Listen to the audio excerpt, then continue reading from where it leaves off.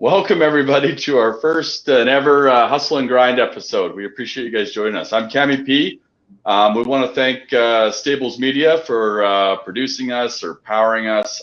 I'm not sure how it works, but thanks, guys. We've got a really good show coming out for us tonight. We've got three great guys. I'm going to let the real Jo Madden talk to us about it, but I'll introduce them first. Sorry, Jo Madden, Lady D. I'm fairly new at this, guys, so just give me a little bit of a break. Give me a little leeway. Sometimes I ramble, sometimes I, squirrel type thing. But either way, we welcome all you guys to our show. We really appreciate it. And I'll let Jo take it away here. Hey, guys. I want to officially welcome you to the first Hustle and Grind show. I couldn't be more excited to be here. The planning of this has been months on end. CammyP, Lady D, and I have been in the betting industry for years and years and years. I don't even know how many years experience we have all together, but we're looking to bring a fun, entertaining show to you guys and let you just enjoy betting, learn betting, and experience some great old athletes and their stories. So, Lady D? Well, hi, everyone. Everybody know me as Betting in Heels, but y'all can just call me Lady D, and I'm so excited to introduce y'all guys, Hustle and Grind, guys. We have been up all day getting this ready, especially the beautiful Miss Jo and Cammy, our beautiful host right here, our wonderful, handsome host. So thank you, everyone, for coming in and watching. I hope y'all enjoyed this show as much as we enjoy getting everything put together for today and every Monday. So come check us out every Monday. No, that's great. And I want to say a special thanks to Stables Media for producing this. They've really welcomed us in. They've been fantastic to work with the exception of one guy. I'm not going to mention his name, but Tony seems to have a real problem with me and always likes to cut me off when I'm talking too long. So, but I want to say a special thanks to all those guys with the exception of Tony. So thank you, guys. Absolutely. And Tony is watching right now. So he said, "You got this, CammyP." So he definitely is rooting for you. You got to give him a little bit of credit. And everyone else that's watching right now, we want to thank you. The show is going to be every single Monday at 6 p.m. Pacific Standard Time, 7 o'clock Mountain Standard, and that's 9 in the East. We will be live for 60 minutes normally. This show today will probably go over. We have 3 incredible guests coming on. I actually, Lady D, if you could take it away, one of our guests needs the email invitation one more time here. Okay, so we're going to go and have a great show today. We'll have especially all these amazing guests. We're going to have Mike Davis, who played with the Raiders. And we have Chuck Forman, who played with the Minnesota Vikings. And we also have Mark Maddox, who played with the Bills. So this is going to be amazing. Listen to what they have to say, our questions that we have. Then hopefully we can have them come in and talk about prop bets with us. And I can give you a little, some terms to learn how to bet on sports for all the people who want to learn how to bet on sports or getting into betting in sports, because we want to make this also educational show as well. So y'all can make money and have fun with us and just learn and hear from other athletes. So go ahead, Mr. Cammy. Yeah, no, I'm psyched about hearing what it's like to go to the Super Bowl. I can't imagine what it's even like to win an AFC or an NFC championship, but the amount of work and dedication and grit these guys have to do that and then make it to the Super Bowl is absolutely crazy. So I'm excited to hear what their experience was. It was a different generation of football to what it is now. I'd like to hear what they think about Super Bowl on Sunday, who they think is going to win, what their predictions are. I'm really excited to go through the prop bets as well. I think they're pretty funny. I mean, who bets on what color the Gatorade is? People. I will be. Why not? It'll be fun. How about the prop that you get to pick and choose what the artist is gonna sing. I'm I really know. interested in that. Yeah, and the over under on the anthem. Yeah, that's awesome. crazy, yeah, right? yeah, But it's two of them, so I think it's gonna be over. the thing is, it's crazy is that there are props, but like most people like have time to look at every player. Like right now, they have the props for NBA. How many people is going to hit on 3-pointers? How many rebounds this NBA player is gonna have? And I'm like, okay, I don't have no time to be sitting down and watching all the props for NBA players, especially how bad I've been doing in NBA. So I'm like, so there's a little bit there. The props are there, not just for the Super Bowl, but the Super Bowl is the one that is most huge in prop bets. Now, do you guys know when these prop bets became so crazy and why it was? No, I have no idea. Oh. Okay. Do you remember the wardrobe malfunction with Janet Jackson. Justin Timberlake. Absolutely. Yeah, I remember that. Absolutely. So these prop bets weren't so crazy and insane with all the different things until that Super Bowl. So now at every single Super Bowl, I think there's over 4,000 prop bets in Vegas that you could actually bet on. Oh, I know it's crazy. It's from who scores the first touchdown, who runs the ball. It's everything. Heads or tails. It's the whole thing. So yeah, if you want to, it'll be lots of fun bets there. I know I'll be placing some. Oh, absolutely. Last year I got the Gatorade color. I also got the coin toss and the national anthem and She-Wolf. So I'm excited for these bets. It's a great day to make a lot of money, and you can make a lot of money before it even starts. Right. Yeah, it's gonna be fun. It is. There is so many people watching. Thank you guys all for joining in, all of your comments. It's so appreciated. It looks like Mike Davis is coming in here right away. I'm going to let him in right away here. So you guys, Mike Davis, if you haven't heard of him, he played with the Raiders for 10 years, 1 year with the Chargers, has won 2 Super Bowls. He is an incredible player. He played safety. He is absolutely amazing. He stepped off camera, so I cannot bring him on yet. I'll give him 1 more minute to get back here. But he's a legend. Jo, why don't you give everybody that's viewing a little bit of information about yourself, and then Lady D can do the same, and I can follow with that.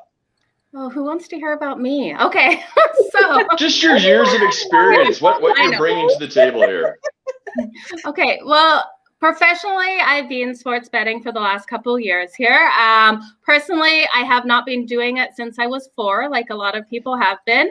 I was of legal age when I started betting, so I really enjoy it, you guys. I put a lot of work into behind what I do. I do not give you high odds. I'll never give you a minus 200, which if you don't know what a minus 200 bet is, we're definitely going to be explaining that within this show. Probably not this episode, but one of the episodes will explain why you don't take those kind of odds. I love what I do. I love sports. I have this show. I also have a show with Tony Russo and Dante Powell called the SoCal Smackdown, and a Freedom to Rock show with Vinny G, who we all absolutely love, and Tony Russo and Nicole Pierce and myself. So it's a great show. Lady D? And Jo is underestimating herself. She says a couple of years. It's been about 15 years she's been in betting. So yeah, if you want to say a couple, whatever. Well, I don't like to brag. Well, I do. Of course, I have been in the betting scene for many, many years. I've started first with Facebook group. I was the first female to actually be in a sports betting groups with my cocky self. You know, I used to go and like to challenge all these guys. Okay, so for years and years and years, I was like, talking my crap, because I like to talk a lot of crap, but I can back it up. So I would go and I would challenge all these handicappers, and they would get so mad because I would smack them down.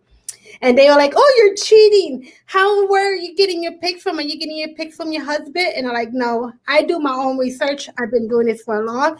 Of course, I have been taught by my husband, but I went and started to learn and ran away with it. And I started to make my own business with it. And then I met the beautiful Miss Jo Madden, and we clicked with each other, and I love her. She's like my sports betting bestie.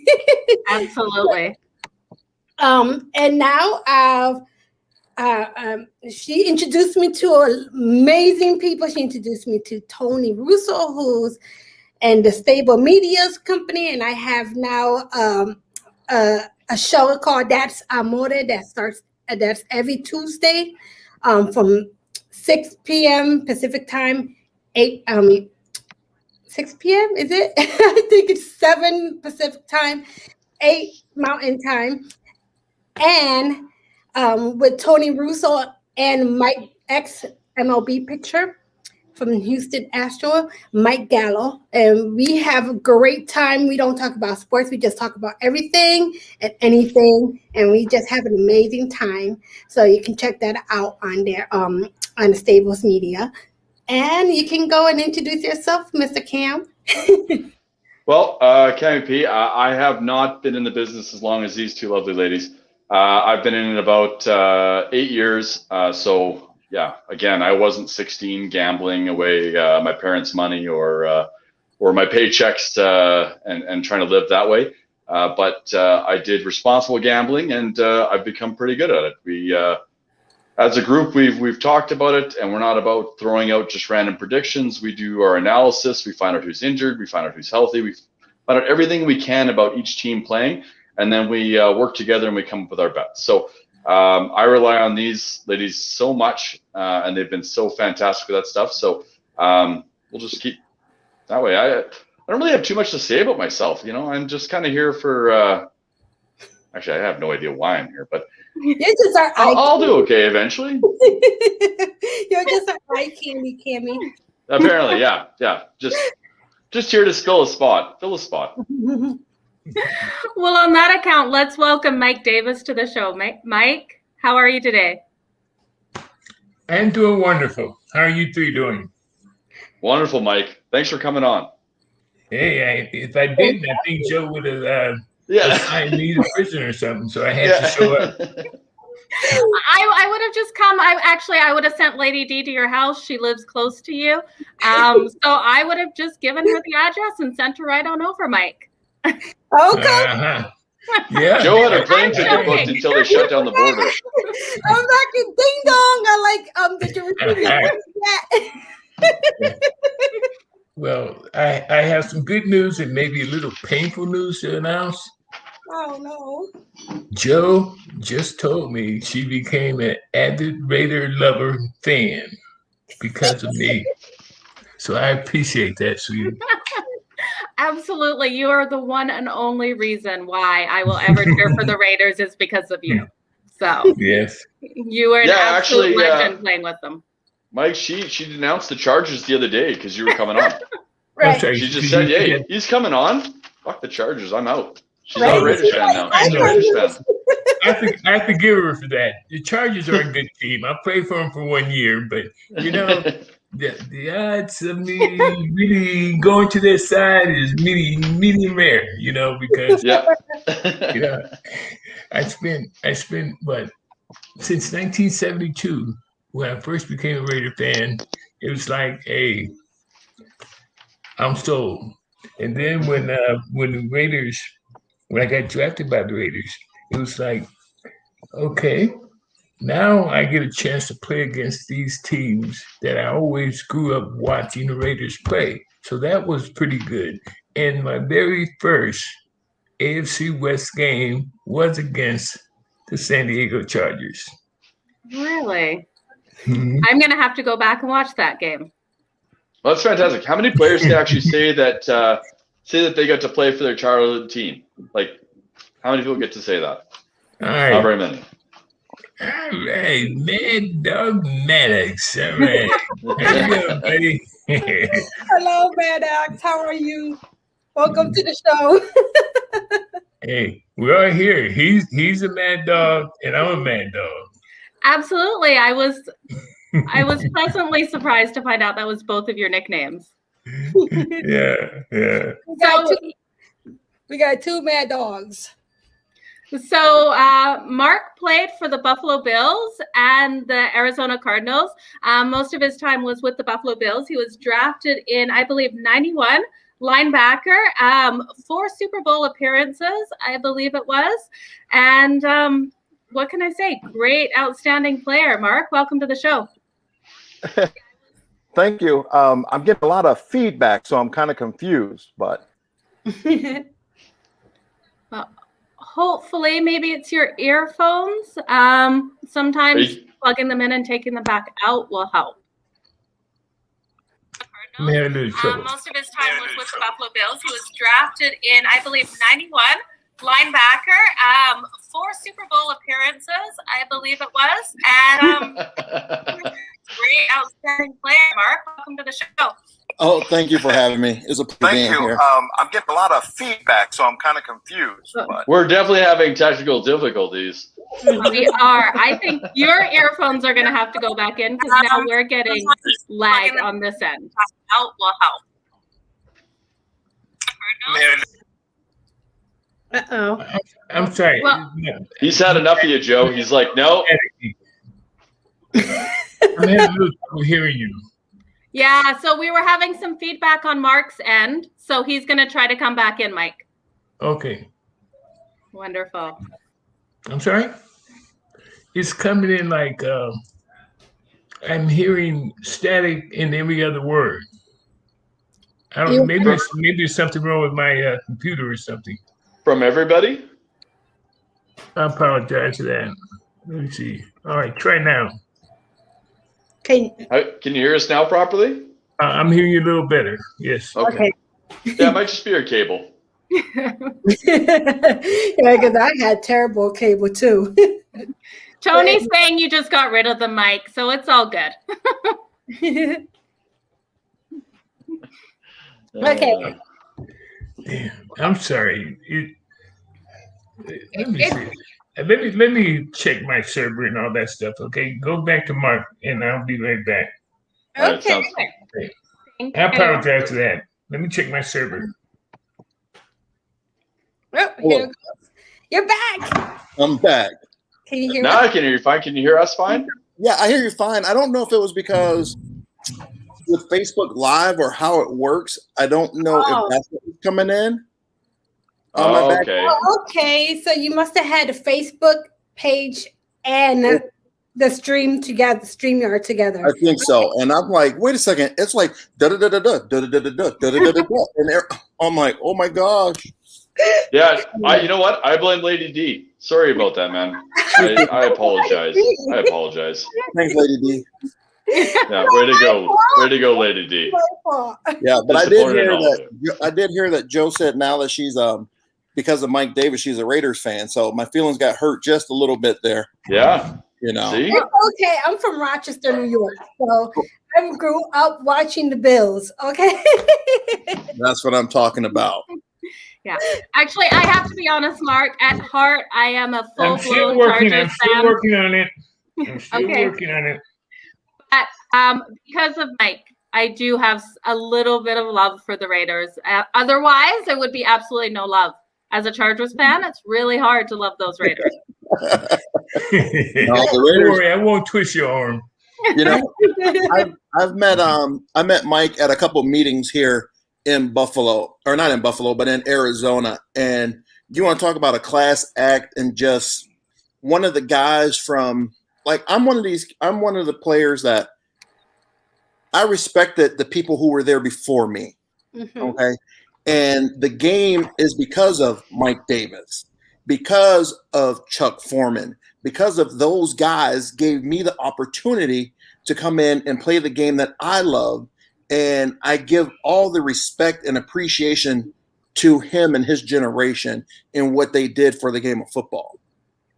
And that we don't have that today with like some of the new players is like, you know, they won't say that they respect certain guys. And it's like, it's not just big name guys, it's the smaller guys who made this league, you know, along with the big guys, you know, because there's not just one person on a team.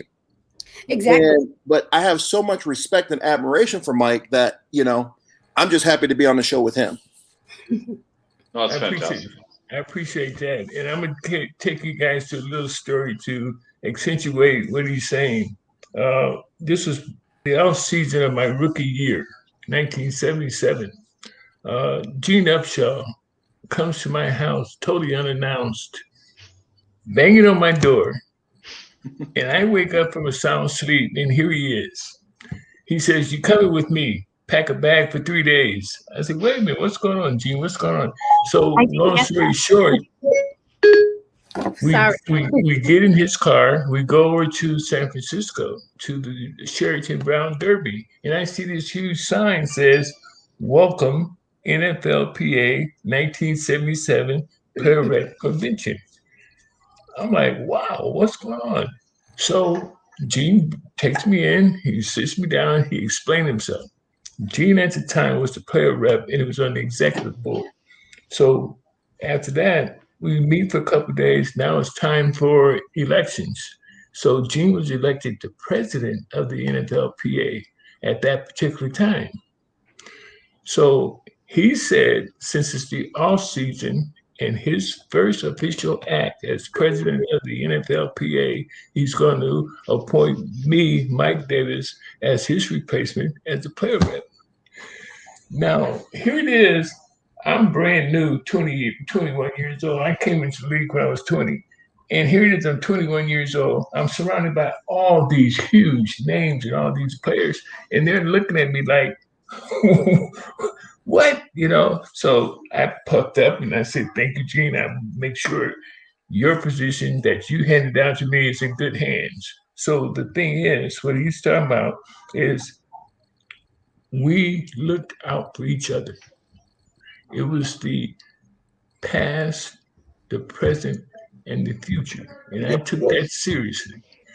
And what Mark's talking about, I tell you, man, it was a hard fought battle. I went to 2 strikes, and it was a hard fought battle. But the thing is, there was a few guys on the opposite page, but most of them were on the same page. And then when we expressed ourselves in 1982, all of a sudden we're getting everybody on the same page and respect for Bart Starr. All those guys, Woody Davis, those guys were getting $13 a month in retirement. Wow. That's ridiculous. And so it was like that really put me on edge and allowed me to burrow down deep into my intelligence and assist Gene all the way from being the president of the player rep to the executive director. And in 1987, it was all on me. I was first vice president at the time. And I looked at Gene, I said, "Gene, we have to do something that's history making and that will accelerate all of our players into a now future, not from what happened years ago. We got to start thinking forward now." So with that, DeMaurice Smith, he invited me to the player rep convention in 12 years ago when they were starting their strike. And he asked me, he looked me point blank in the eye and he says, "Mike, you have a wonderful record. Our archives show that you serve well and you serve humbly and you serve with honor. I'm asking you point blank, what can we do to improve our position as player reps, as players, and me as the executive director? What can we do?" I told him, "You bring everybody together. You show the love, the respect, and you teach them the history of what happened back in the day to now." And so far, that's paying off. And you can tell, Mark, what happened in this last collective bargaining agreement was a major, major move. I mean, they increased the pension for players that only played 3 years. Yep. Before it was 4 years. They went all the way back and afforded players that only played 3 years invested for their pension plans and everything else. Take it from there, Mark. Yeah, I mean it's true. It's like I said, it's the whole. Mike said it the best, where they're coming together to try to make it past, present, and future. And the new things that are coming out are really good because, like he's saying, some of the numbers. I'm a pre-93 guy, so I fall into like 3 different CBAs, and it's just weird that today, of course, the money's different today than it was yesterday. But for them to try to get the older guys involved and more feel like they are taken care of, because like I said, if it wasn't for Mike, what would this game have been? If it wasn't for those guys before us, like I tell, like some people, everything was CTE and the helmets and stuff like that. Mm-hmm. For me, I tell people, I'm like, I love the game. I played the game. I wouldn't take anything back from the game. I said, but I do the studies that they have going on and stuff like that. They're coming out with better helmets and stuff like that. I said, but think about this here. They were playing with leather helmets at one point in time. If it wasn't from them and the things that happened to them, we wouldn't have had the helmets that we had. If the helmets that we had weren't working for us, they wouldn't have the helmets that they have today. So we're all a part of the game, and it evolves from each and every one of us from when it first started. That's why for me, I have the utmost respect for the past players for what they've done and where they got in the game too, and as far as how it's grown. And I mean, that's first and foremost, and like you said, it's a brotherhood, and it's thick as thick can get. Absolutely. So what message would you guys give these younger NFL players or the college players coming up? What message would you give them to remind them that they need to look back on you guys? Oh, wow. What you asked me is the difference between the college players now coming into the NFL. Yeah. Well, what advice would you give those college players? I think what they need to do is forget that they played college and graduate into the pro game. These players, I mean, I love the way they compete. I love the way they go about their business, but I detest the way they present themselves. They dress like they're in college. They play like they're in college. They haven't made that step. Okay, you can help me out here, Mark. All right, you look at some of these guys, they don't wear their uniform the way it was designed to be worn. Number one. Number two, they make a routine play that you make simply because you're on the field and it's your job to do. They jump up and celebrate like they just won the NFL Super Bowl. I mean, to me, I think the coaching staffs, the owners, they need to relook at these players that they're paying these mega $1 million to and tell them that you represent us. You represent the Raiders. You represent the Bills. You represent the San Diego Chargers. You must start acting in that capacity. And you do that,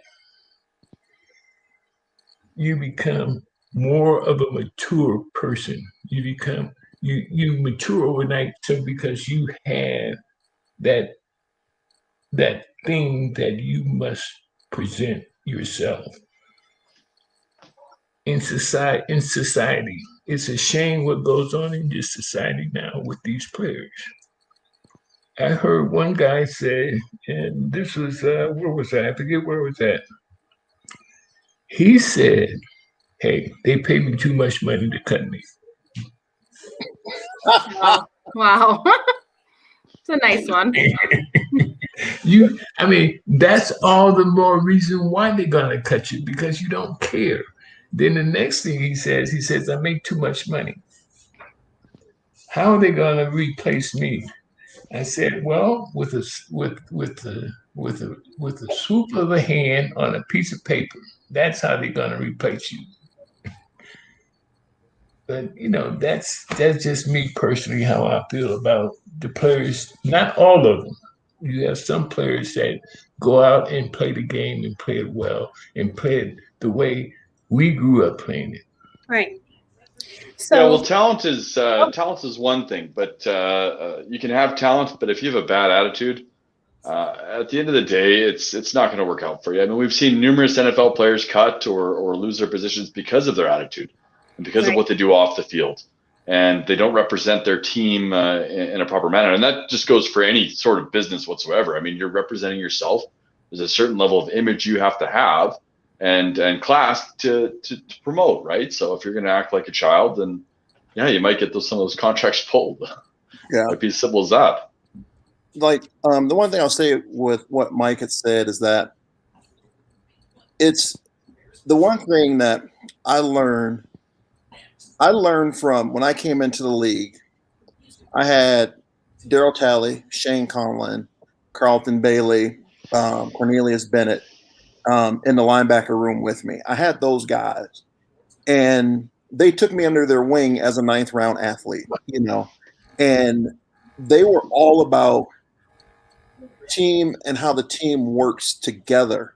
Not one person is better than the team. Cornelius Bennett knew he was going to be on that team. Carlton Bailey and Shane Conlon knew they were in front of me, but at every opportunity to help me with something, they were there to help me. And so, it builds from within.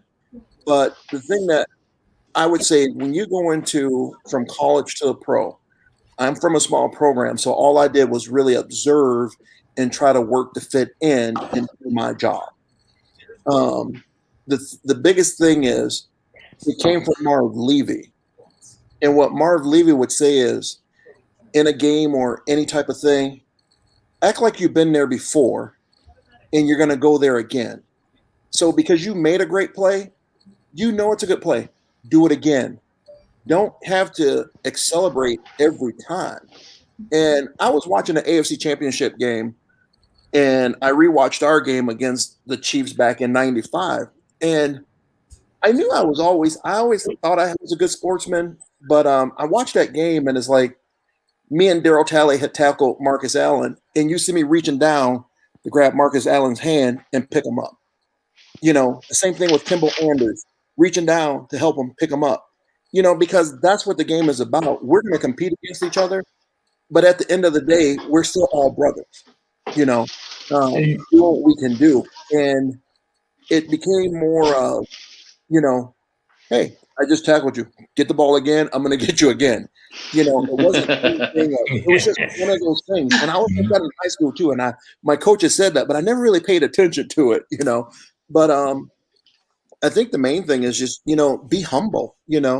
Who cares how much money you get, because that money can be gone any day. It's not like it's getting better today in the NFL where the guys are getting guaranteed minimums and guaranteed contracts. I came in the league with a $7,000 bonus and $50,000 salary. I do one thing wrong. Okay, I see you. But yeah. It's not guaranteed. It's not like baseball. When you sign a $40 million contract, you're getting $40 million. I could have signed a $40 million contract back then, but I'd be lucky if I got 2 or 3 million of it, according to how it was structured. Because most of the time, that 40 million, you're going to get 30 million in the last year, So it's just one of those things. You just have to be humble, and do your job and fit in and make your team a better team. Plain and simple. It's like the one thing and I'll say it, I heard from one of my guys, it comes back to the coaching. One of my friends works at a team, and he was like, with COVID and everything like that, there's not players or people in the stands. He's like, you got your superstars arguing with the coach on the sideline.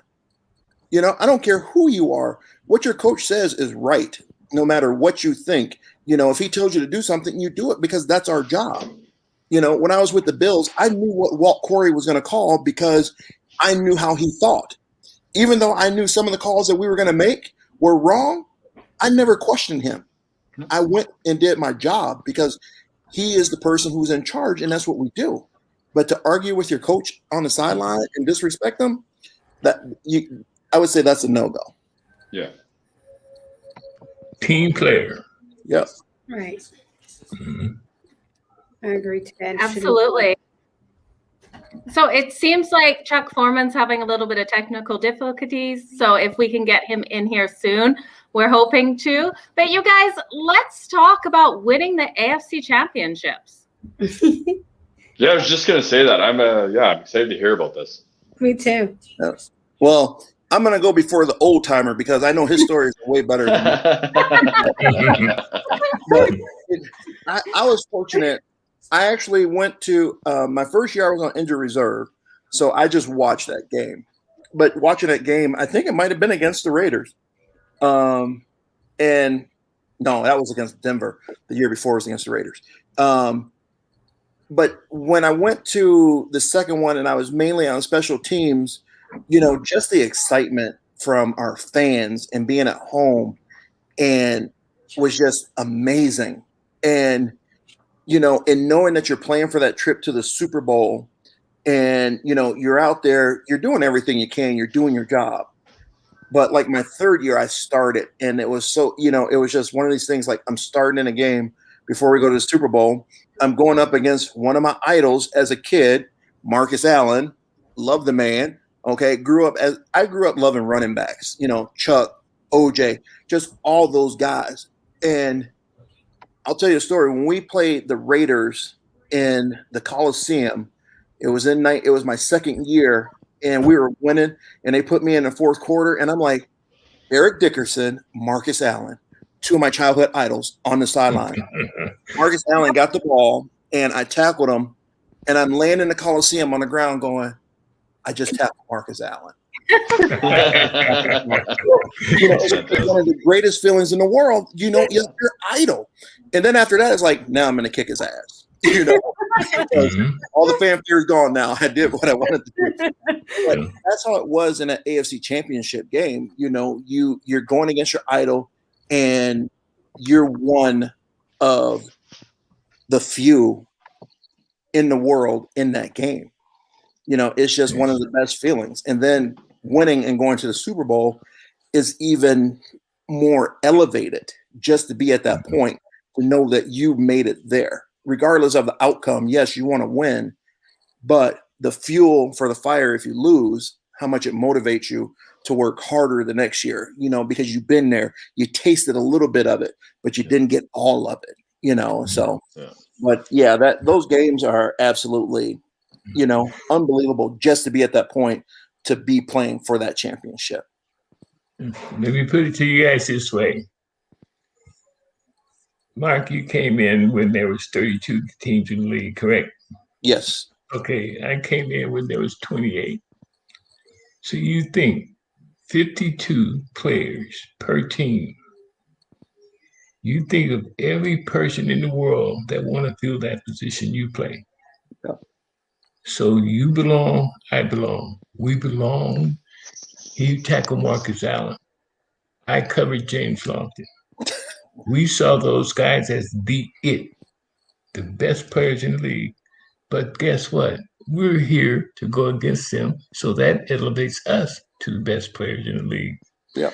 All right. Now, 1980, we traveled from Oakland to the Cleveland Browns. Oh, yes. Yes, it was miserably cold. Windy. Yeah, and you know that during the playoffs, the travel arrangements change. If you're a wild card team, you got to be in the team city 2 days before the game. Divisional playoff 3 days before the game, and so on and so on. So Super Bowl, you got to be there a week before the game.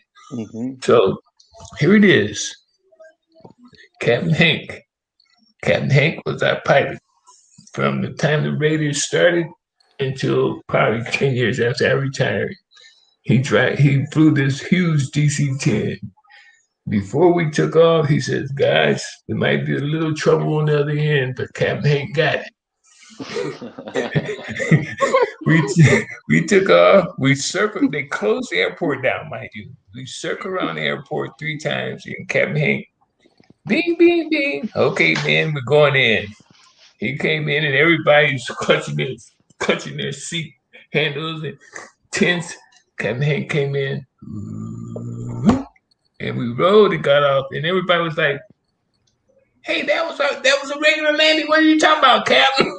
But anyway, we get there, and the Raiders had a mystique about themselves where no matter where we went, there was always a crowd. Like the Beatles when they first came to the United States in the 60s.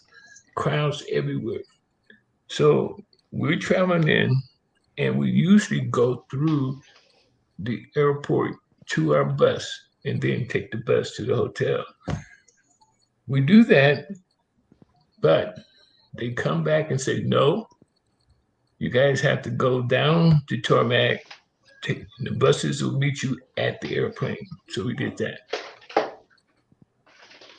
And I'm telling you, I played at the University of Colorado, so I had a few cold games, but nothing like this. I mean, nothing like this. So we get to the hotel. Hotel is fine. And the room they had me in, I was facing the thermometer. It went around in circles. And it said 2 degrees. Go around in a circle, 2 degrees. All right. So we are there. We eat, meet, go to sleep, wake up, have breakfast. We go to a meeting, and then we go out to practice. So we had the first rights to practice at the Cleveland Browns practice facility. All right. Coach Flores whistles up and says, "Okay, guys, we gotta breeze through this because the Cleveland gonna be practicing about 2 hours after we hit the field, so we gotta go quick. Everything's on the hop." So we did that. Next thing you know, you see this huge white car come up with the Cleveland Browns emblem on the side of the door, and this guy is flipping his bright lights, honking his horn, flipping his bright light, honking his horn, and nobody pays attention to him. So he finally gets out. He wanted somebody from the Raider personnel to come and see him. So he wound up getting out, fastening up his coat, put his hat on, gloves, and he's trotting over. And he talks to Coach Flores.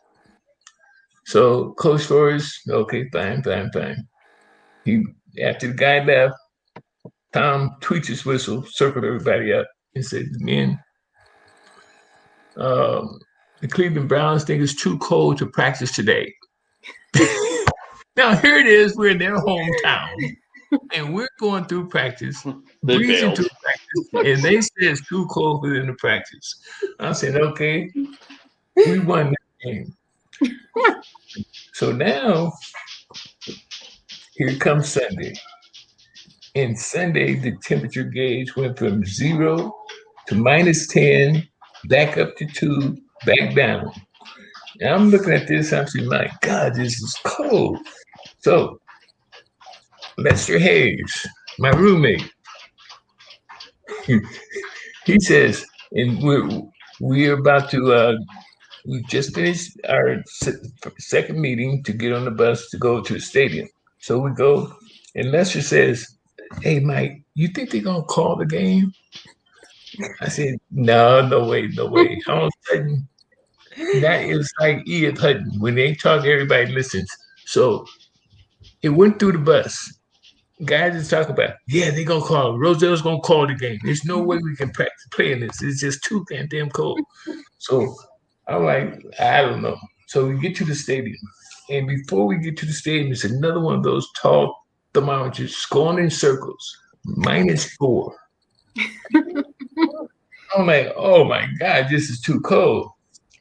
By the time we get dressed, go out in the field, our equipment people had brought our AstroTurf shoes, our grass shoes, and tennis shoes to see what will work on that field. So we wound up going AstroTurf shoes. So we're out there practicing, going through our warm-ups and everything.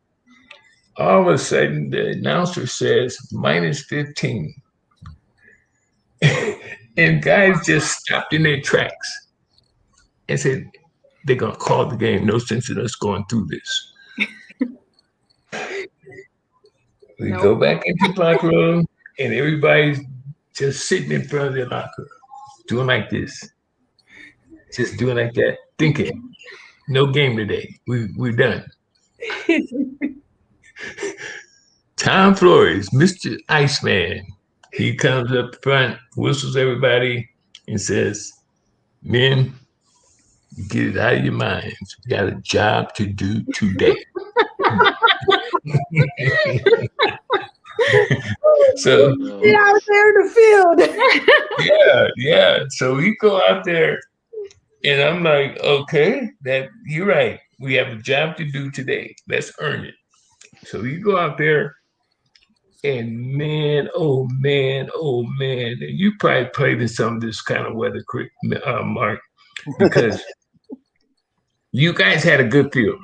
But this field in Cleveland was half grass, half dirt, half rubble, half pebbles, you name it. And it was rock hard solid. I mean, it was just man. So we out there rolling around, tumbling around, fumbling around, doing everything we could to keep our balance. All of a sudden, excuse me, ladies, when I say this, but it's a figure of speech. It was neck cutting time. It's all good. That's good, yeah. All right. So now it's 14-12. Yep. Cleveland gets the ball back. They made a super play. They stopped us on 4th and a half yard. Now it's on the defense shoulders. So what did Cleveland do? The cardiac kids were alive and kicking. They came out and they drove from their own 18-yard line to our 12-yard line in 4 plays. Four plays. 1, 2, 3. Big 4 plays. Yeah. And I'm like, holy cow. And one of the plays I had to own up on. I was covering Greg Pruitt out the backfield. I knew what he was doing, but Greg Pruitt is a very smart, feisty, competitive individual. He knew I knew what he was doing, and he cut behind me and broke it off into a corner route. And Sipe saw it, threw the ball over my head, and he caught it. I mean, my heart just went down to my feet and underneath the grass. I was so heartbroken. I said, oh, man, it can't be my fault. Can't be my fault. So now they run a draw, and they right there, center field goal position on the freaking 12-yard line. They call timeout, and I'm still worried about what the play I gave up. But we were all taught, forget the last play, concentrate on this play. Yeah. All right? So I shift fields, and I say, okay, fine. Let's see what we can do about this next play. So I don't go to the sideline. I go as far to my left as I possibly could, because that's where Cleveland Browns sideline was. So it was Matt Millen, Rob Martin, and Burgess Owens. They go to the sideline to get what our defensive coach is going to tell them. So I'm watching Sam Rutigliano and his crew. So I'm looking at him, and Don Krakoff, the kicker, had his jacket on, and he was halfway out of it. Sam Rutigliano put both hands on his shoulder like this and said something to him. And Cockcroft, started putting his jacket back on. And I looked, I said, can't be, can't freaking be.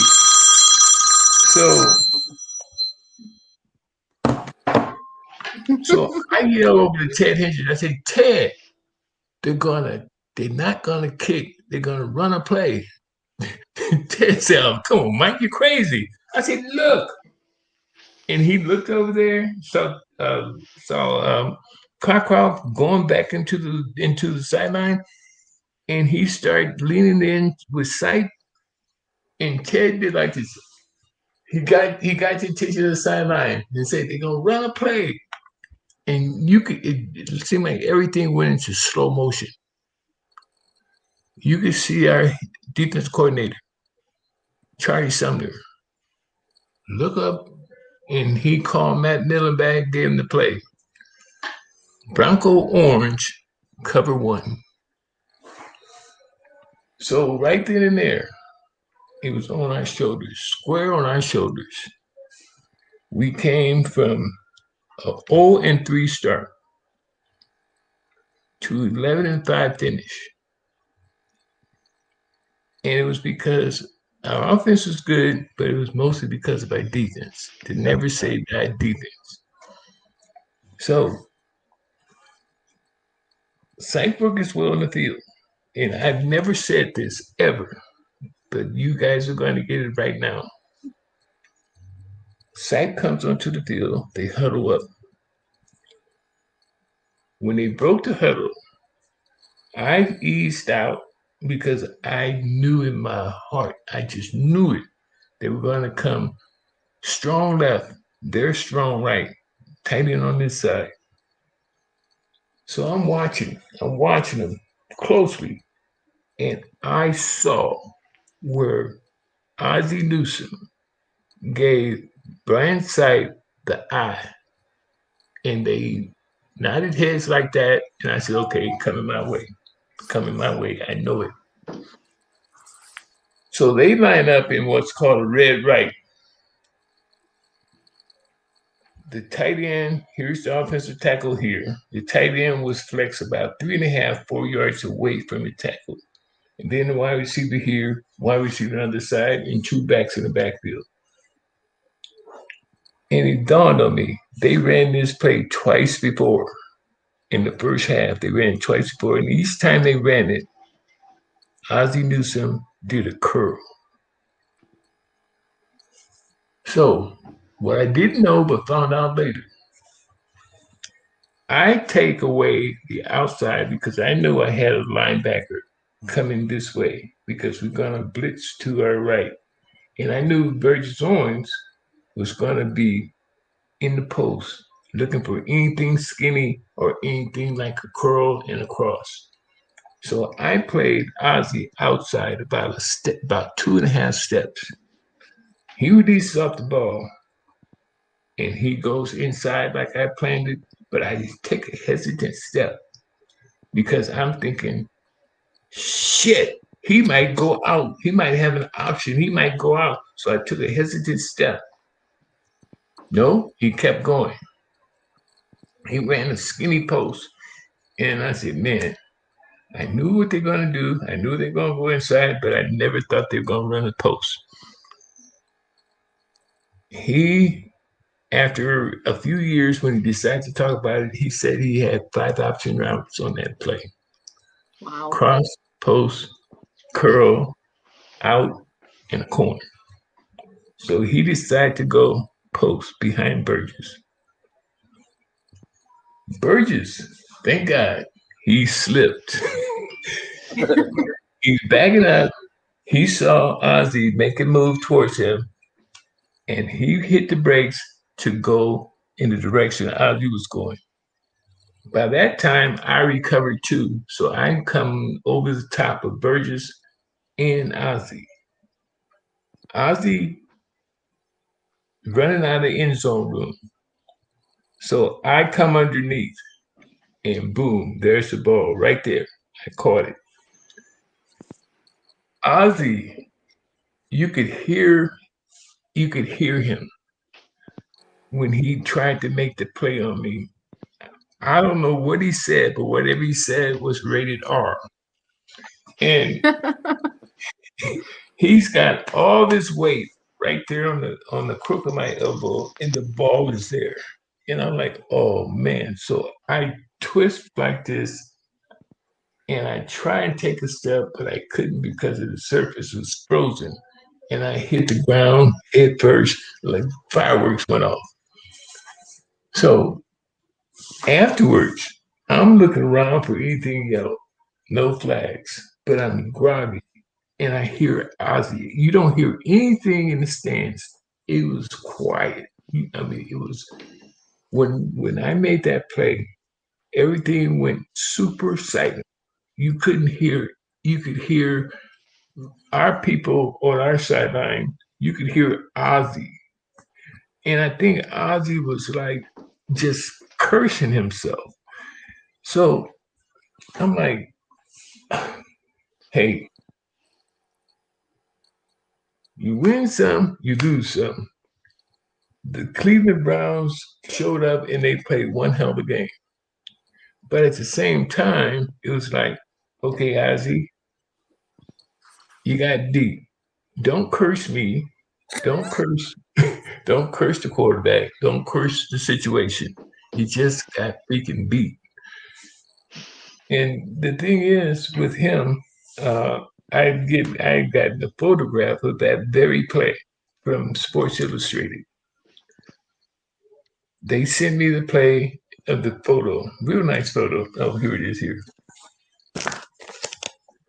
They sent me this photograph. It's incredible. Yeah. They sent me this photograph. So I wrote a nice, professional, respectful letter to Ozzy. He was the general manager of the Browns at the time. And in short, I said, Ozzy, you and I, we've been playing against each other since we were rookies. I really appreciate. I sent two photos. One that I signed both of them, and then I said, what you should do is sign the second one to me. He sent it back, unsigned. And he said, like, no fucking way I can do this. I mean, he didn't sign that's it. how hard it is. Now, the thing I was going to tell you guys is they talk about that play, but they never ever talk to me. And I'm telling you guys this, I was probably about 85 to 89% sure the play was coming my way. 89% sure I knew it was going to be an inside route. 89% sure I was going to cover him. So it was like, okay, the receiver on the opposite end is Dave Logan. Dave and I played college ball together. And we would go back to Colorado after we retired and everything for some CU games or events and stuff like that. And eventually it came up. And Dave said, you know what, Mike? I don't know what you said or whatever you did to Ozzy, but he cannot stand you. I'm like, man, okay, if he would have caught the ball, everything would have been groovy and he would have been fine. But I caught it. I mean, that's poor sportsmanship. But anyway, that's that. The thing with that game in Cleveland too is the kicker had missed 2 field goals in the game because of the wind, right? Mm-hmm. And so that's the reason they didn't put him back on the field. But I will say this: when you talk about Cleveland Field, before they got it all switched and everything like that, now that is the worst field ever in the history of the league for me. That's where I tore my leg up. We had to wear, that field was so bad that we had to wear like 1.5-inch cleats just to get traction during a regular season game. And that's that's how I tore my ACL, because there was a play and Walt called a coverage, which they came out and Kozar seen it. They called timeout. And I told coach, I said, listen, we need to change it because you're putting a inside linebacker on a slot receiver, and that's just a mismatch right away. And he's like, oh, they're going to change it. They're going to change. I'm like, okay. So we go back out there, and I'm ready to run because I knew exactly what they're going to do. And that's exactly what happened. You know, they ran a play, and Webster Slaughter. He gave me a sidestep. I got up, took off running back after him. Someone was coming across, and I had to jump over them. And my momentum, my leg got stuck, and sounded like a gunshot went off. I'm just laying there. Like Mike said, you don't hear anything. The only thing I heard was a gunshot, and that was it.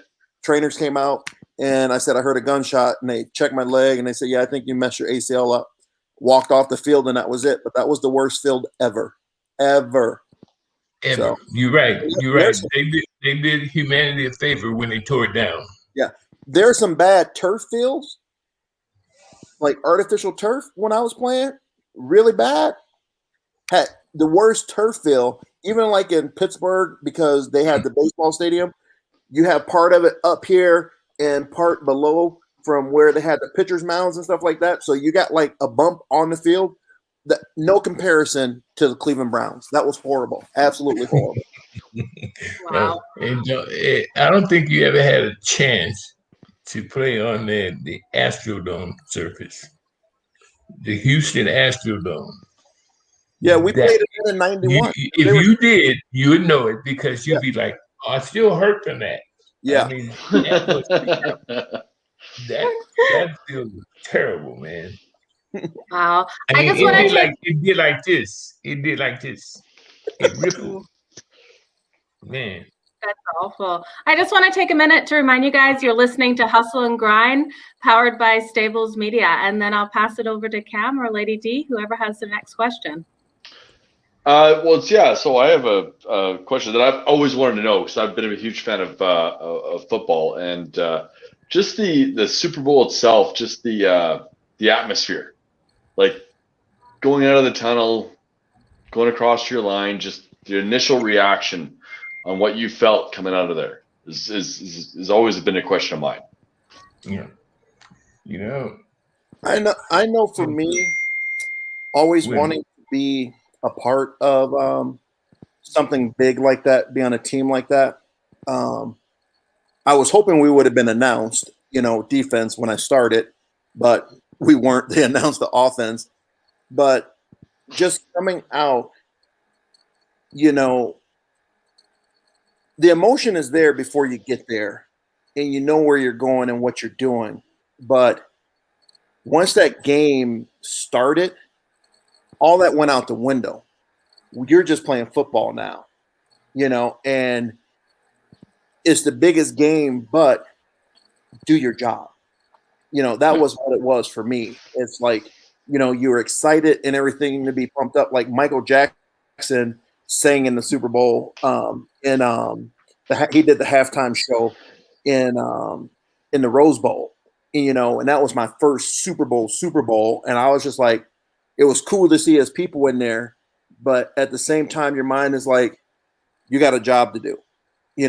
This is just another football game, but it's the biggest game, and do your job. Go out there and make plays.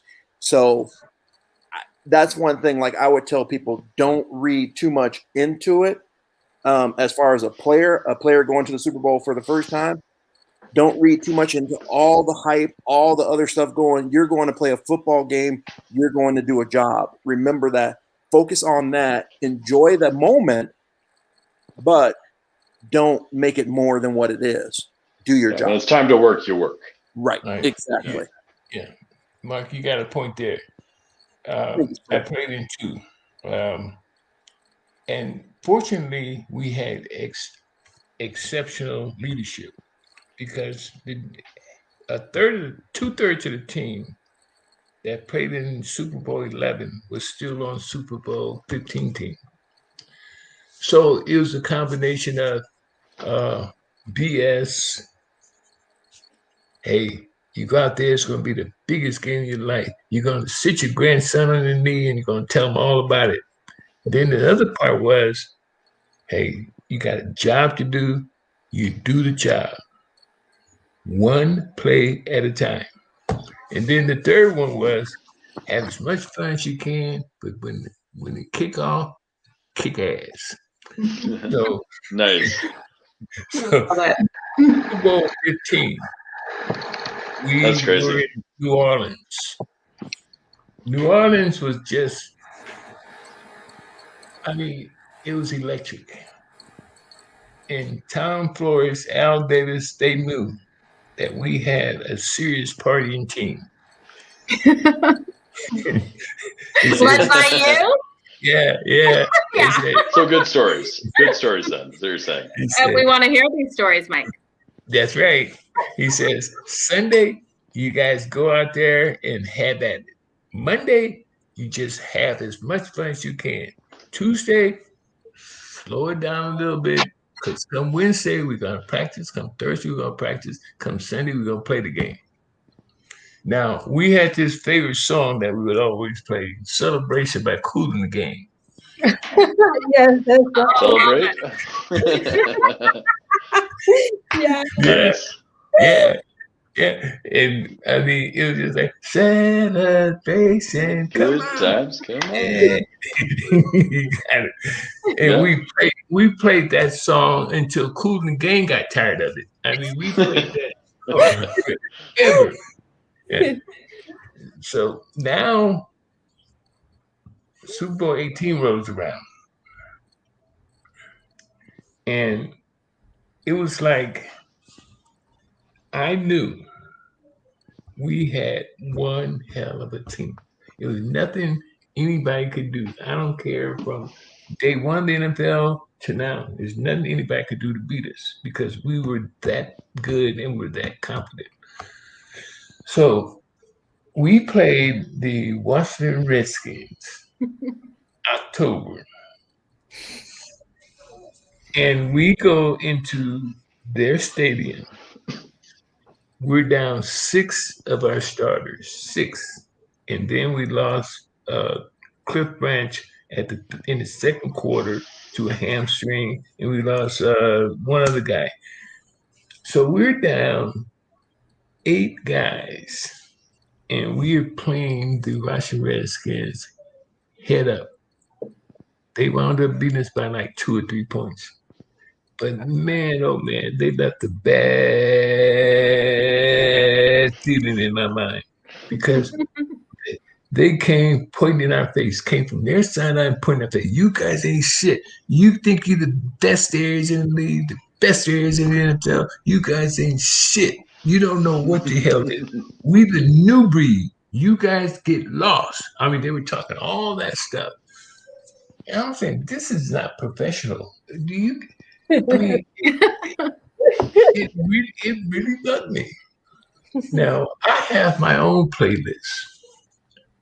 And my playlist was Phil Collins. And the name of the song was In the Air Tonight. I love that song. Yeah.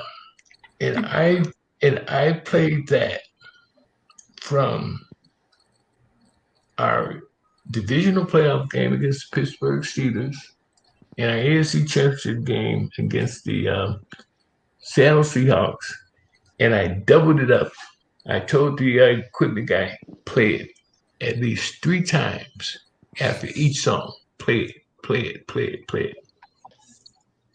So now we're at the Super Bowl, and I'm playing it in my head. I said, yeah. This is for you, Redskins. We're going to kick your ass every which way we possibly can. And they never stood a chance. Never, ever. I mean, we were completely healthy. We knew that we had players on our team that could match up man to man on anything the Redskins did. Plus, we had the inside book on Joe Gibbs. Joe Gibbs and half his staff came from San Diego Chargers. Sorry, Joe. Oh, it's okay.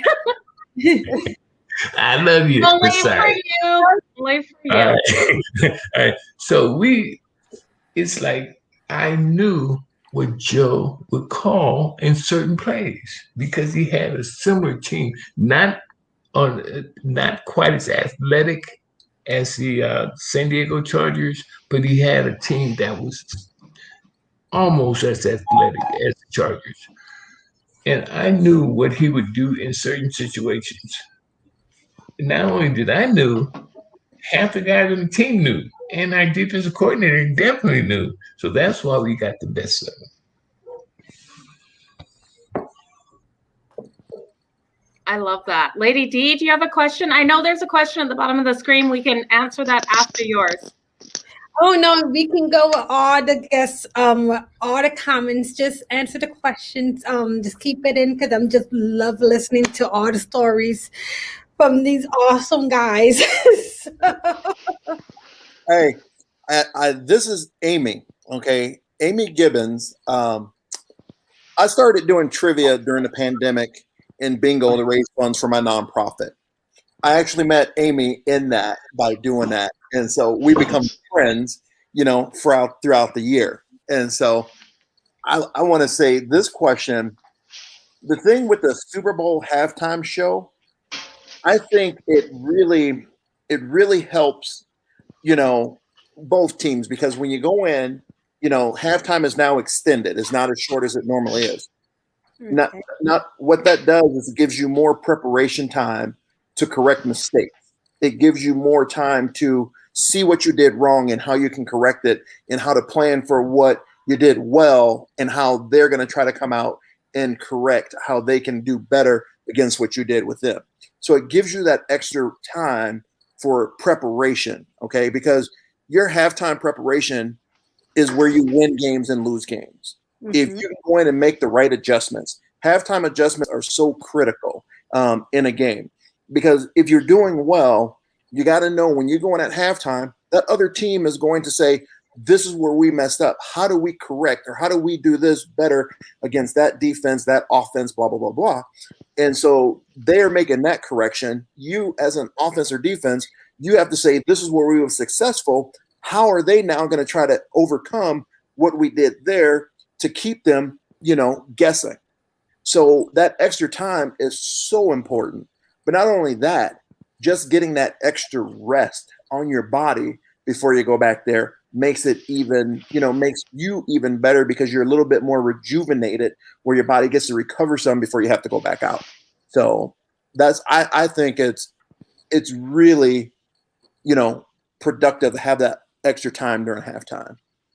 And I love you, Amy. Okay. I'll take you to a Raider halftime. Number one, we get in the locker room, relieve yourself, do whatever you have to do, read tape, do whatever you have to do, take a lead, do whatever, coffee, Coca-Cola, orange slices, lemon slices, and everybody goes to their position coach. Yep. Spend about 2 or 3 minutes talking things over with him. And then they break it up to where you go with the offense coordinator, defense coordinator, and you talk about things. And even draw things up on the board and say, hey, this is what we need to get better at. This is what you guys need to expect, because we're putting in our changes. You can bet they're going to be putting in their changes. But the one thing that we did, I think, better than anybody else, Mark, is the coach would ask each of us that's been on the field a long time, what audibles did you hear? The audibles. And then we go from there. The audibles are, say, Joe Theismann. Yo, 86. I knew that was a right side play to the tight end that went. He pushed me up and then broke out. So we would go over that, and every player had something to offer in that regard. So that would take about that entire sequence would probably take about 10 minutes, maybe 12 minutes from the time we hit the locker room door to the time Coach Flores calls us up and tells us, all right, man, you got 30 minutes, 30 freaking minutes of Raider football to play. Go out there and kick ass. That was the Iceman. That's awesome. I love it. That's awesome. That is awesome. Yeah. So what do you guys think? I just want to switch a little bit here, but what do you guys think about Super Bowl this Sunday? Who do you guys got? Oh, I'm gonna touch that one. You know what? It's hard to hate Tom Brady. Well, being in the AFC and what he did with the Patriots, you have to give him credit for what he's done. And you don't want to. And I told someone, I'm like, people hated the Bills because we went to 4 Super Bowls in a row, and they hated us because we were there. People hated Tom Brady because he took the teams there. You got to give credit to him and the teams that he's been on to accomplish what he's did. Saying that, I still want them to lose. But is that a want, or is that what do you think is going to happen? You know what? I don't think that Tampa Bay will beat the Chiefs. I really don't. I think the Chiefs and Andy Reid and his coaching style and his philosophy with how he prepares his teams and gets the most out of them. I don't see, Bruce Arians out coaching him in this game. I see the Chiefs winning, and I actually see the Chiefs winning at least by 10. Wow. Yeah. I'm sorry. All right. Referees never entered into our thinking ever in the locker room. That was a byproduct that you didn't even touch. As far as any bad blood between a coach, general manager, or player, only at the time that they do something to you on the field. If he clips you, then you figure out a way to get him back. But other than that, you just play the game as hard and as possibly in a winning situation as you possibly can. You never think going into a game you're going to get even with this guy. That's a no-no. You keep your mind open. You keep your mind on the game. You keep your mind on your job to do, your position, etc. You never ever focus on getting even. Mike, it's funny that you say that because I seen that question too, and I'll tell you this: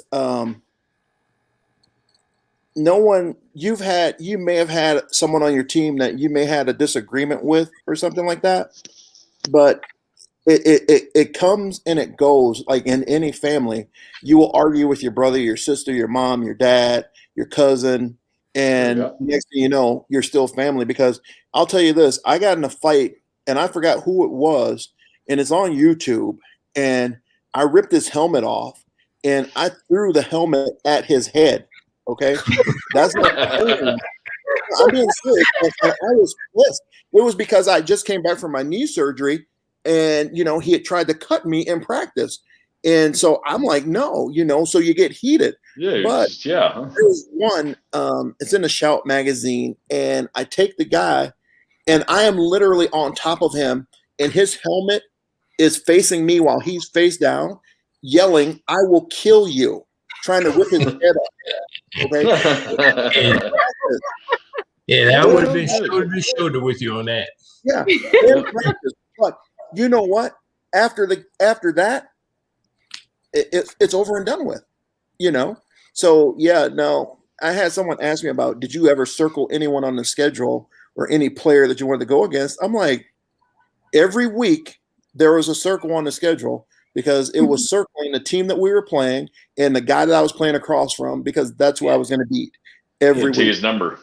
Exactly. Yeah. Mm-hmm. Crazy. Yeah, you have to. It's your job. Yep. So you've got KC 10 points. Mike, what do you got? Well, I think KC, in my honest opinion, I think KC has the better players. I think they match up better. Let me rephrase that. I believe KC has the better players in a skill position way. Their skill positions are by far 1 to 2.5% better than anybody in the league right now. The quarterback he's awesome. I mean, I love the guy. He's a quarterback that has that it. And that it is that thing that you use within yourself to win. Do whatever it takes to win. And I believe Kansas City has that it, and each player that is in a skill position is better than Tampa Bay skill position players, offensively and defensively. Absolutely. So, okay, Lady D, I want you to talk about this. So if we're just strictly betting KC to win like these guys think and not against the spread, KC is minus 170. Can you explain to everyone what that means that they're minus 170 money line? Okay, so money line is for them, the team to win outright. Minus 170, you have to put minus 170 to win $100. So to us as smart bettors, we do not want to take any odds that are minus 170. So that's why we usually tend to gravitate towards the spread, which is -3 right now for KC. But what odds minus 110, that's even. So and that what is money line? It's straight up the team gotta win, but you gotta put that minus 170 just to win 100. Do you really want to win $100? And risk 170? I don't think so, Mike. 70 for just $100? Not me. I don't think so. I do not want to do that. So that's why most bettors gravitate towards the spread or the totals, which are combined points for both teams. What was the over/under total for the Super Bowl? Because you're good at that, but, Joe. Yeah. So the total has moved down from 57.5 to 56.5, you guys. Right. So Lady D, who do you think is gonna pull it out in the Super Bowl? I was so going on with Tampa Bay. Okay. Like I might have to go change my mind, but I was leaning towards Brady and the Buccaneers because they're home, and I like Bruce Arians. Okay, but wait. Okay. Wait a second. Okay. Hold on. Wait 1 second. 1 second here. Listen to this. You say you like Tampa Bay at home, but they've done better on the road than they have at home this year. they have. That's right. That's right. Okay. That's right. I'm so broken with this game. I just have to see the money. You look at Tom Brady. You look at Mahomes, 2 outstanding quarterbacks. Yes. Tom Brady, I don't know. He could probably play till he's 57 years old, probably. I don't know. But let's hope not. Well, yeah. Tom Brady's a very, very fine and unique brand of quarterback. But Mahomes is top shelf over him right now. Yeah. Tampa Bay, they're a solid team, and their coaching staff is top. I like Arians. Arians is a winner. Yes, I like him too. A lot of the owners and general managers that encountered him seem to think he's a man that thinks on his own and don't need them. That gets him into trouble. But see, if I was a general manager or an owner, I'd hire a Bruce Arians because he speaks his mind and he does what he do and he does it well. Yeah. So I think the difference is quarterbacks, skilled position players, offensive coordinators.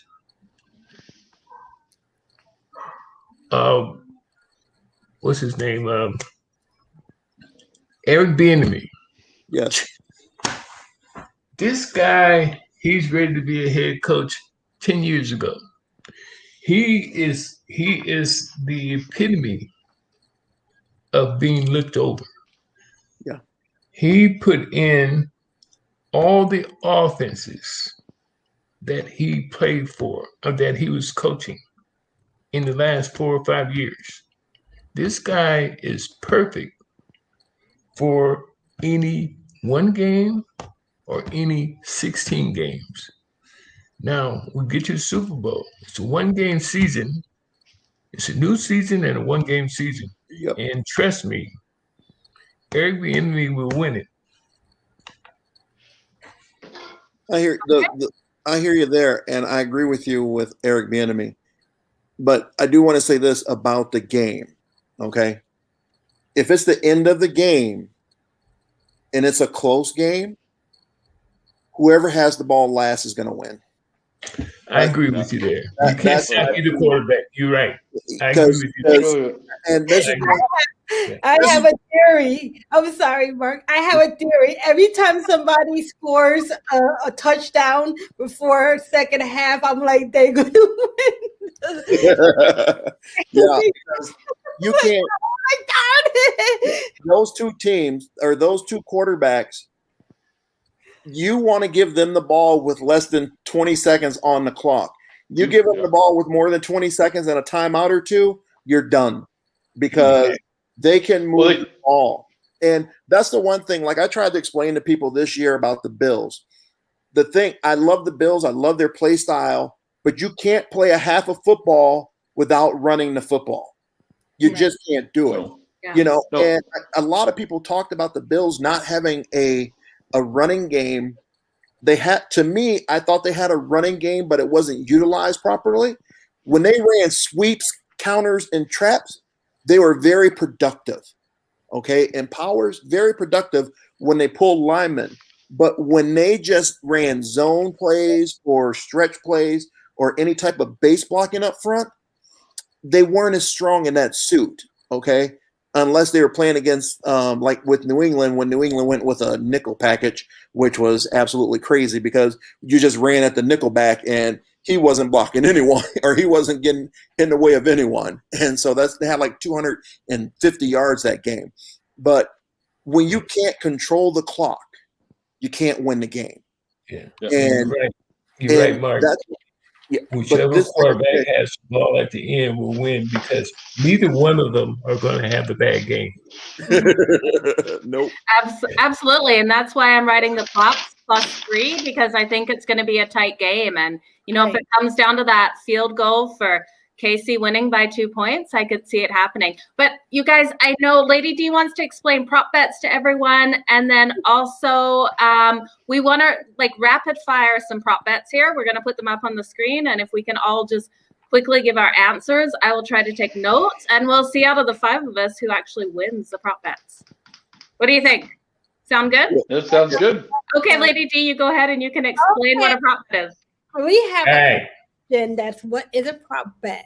A prop bet is not a bet that is money line or spread.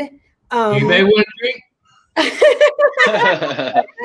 Mike does. I mean, a little bit of lemon.